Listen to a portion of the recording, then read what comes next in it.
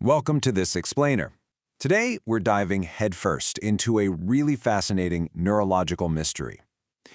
Most of us think of silence as just the absence of sound, right? Like turning down the world's volume knob all the way to zero. But today, we're going to explore why true stillness, absolute pin-drop quiet, might actually be a complete neurological impossibility. So what actually happens when the world goes completely quiet? Picture this. You step into a totally empty, incredibly soundproof room late at night.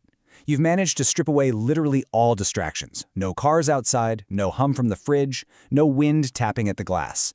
You're probably expecting to find perfect total peace, right? A complete sensory void. But what actually happens when you reach that absolute baseline? Well, if you wait long enough in that supposedly perfectly quiet space, the silence breaks. You actually begin to hear things. And no, they aren't coming from the room. First, it might just be a faint ringing or maybe a subtle hum. Then the rhythm of your own heartbeat becomes practically impossible to ignore. It sounds almost like a heavy drum right in your chest. You'll hear the rushing tide of your own breathing. You might even pick up on this high-pitched internal electrical whine. What you're experiencing here are deeply internal physical sounds that are suddenly massively amplified. And this brilliantly illustrates a core premise of neuroscience. True silence just doesn't exist for the human mind. Why? Because your nervous system literally never stops generating activity. Your consciousness is fundamentally biologically noisy by design. So, the silence around you? It absolutely does not create silence within you. Section 1. The Descent into Quiet. Entering the Anechoic Chamber. To test the absolute extreme limits of quiet, let's look at one of the most unnatural spaces on Earth. I'm talking about the Anechoic chamber engineered at Microsoft. Get this, it's so completely quiet it actually measures at a negative decibel level.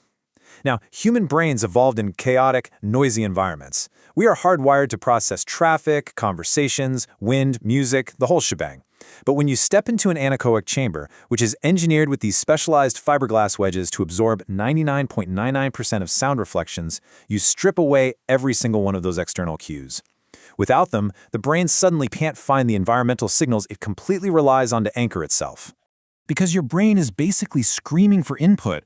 When it can't find anything externally, its attention turns violently inward. Inside these extreme chambers, people report hearing crazy things, like their own digestion, or literally the physical flow of blood rushing through their veins. That ringing and buzzing we talked about completely takes over. And without an acoustic background to ground them, people quickly experience sudden dizziness, intense anxiety, and just profound psychological disorientation. What started out as a quest for perfect peace quickly becomes, well, psychologically deafening. Moving to Section 2. The engine inside.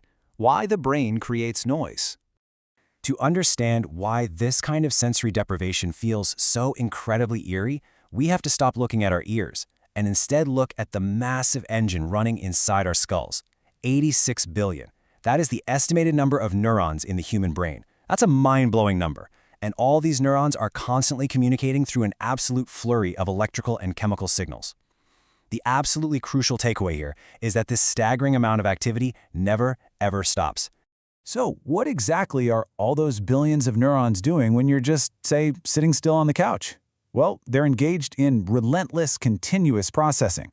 Your brain is tracking internal body signals, it's managing your emotional states, shuffling through old memories, and running constant predictions about the future just to keep you safe. Even when you are deeply resting or totally asleep, your mind is working overtime maintaining your background awareness. It's basically an engine that literally does not have an off switch. Which brings us to a phenomenon many of you might actually be pretty familiar with: tinnitus. This is the perception of sound, like a constant ringing, hissing, buzzing, or pulsing, without any actual external source causing it. Tinnitus often pops up because our auditory system isn't just some passive microphone, it's an active, predictive system.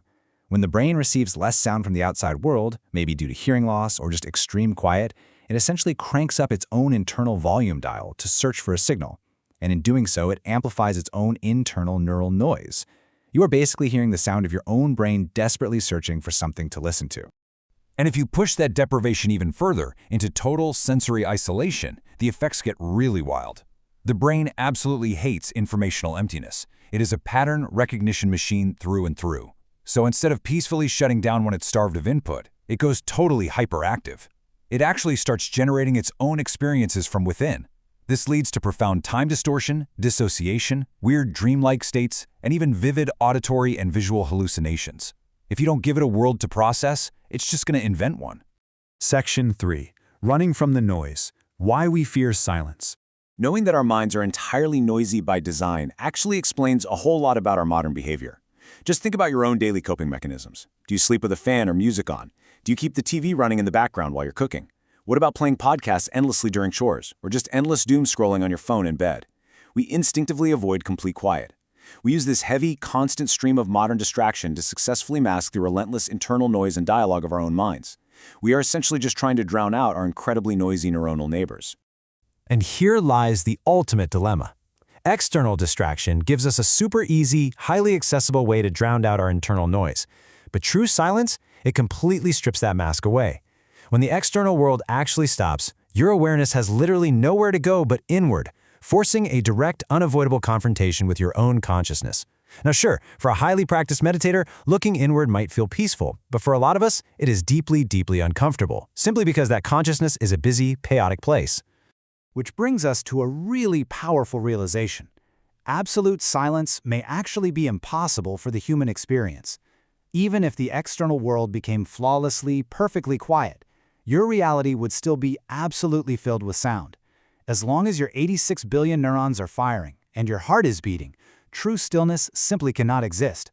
You aren't designed for silence. You are a living, vibrating, humming machine.